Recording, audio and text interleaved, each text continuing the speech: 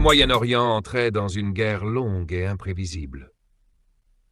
La tension ne cesse de monter entre Iran et ses adversaires, notamment les United States et Israël.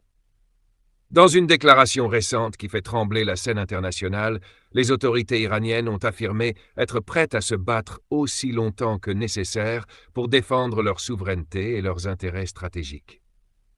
Selon le ministre iranien des Affaires étrangères Abbas Araghchi, Téhéran est prêt à poursuivre ses frappes de missiles contre ses adversaires si la confrontation continue, tout en affirmant que les négociations avec Washington ne sont désormais plus à l'ordre du jour.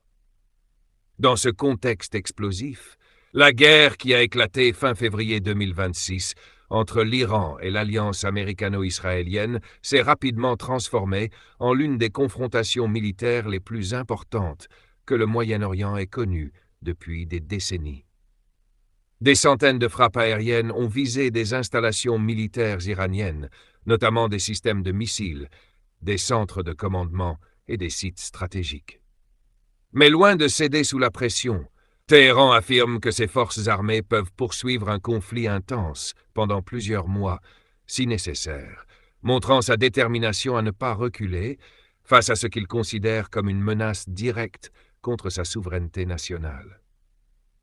Pendant ce temps, les échanges de missiles, les frappes aériennes et les tensions diplomatiques se multiplient dans la région, alimentant la peur d'un conflit régional plus large, impliquant d'autres pays du Golfe et des puissances mondiales.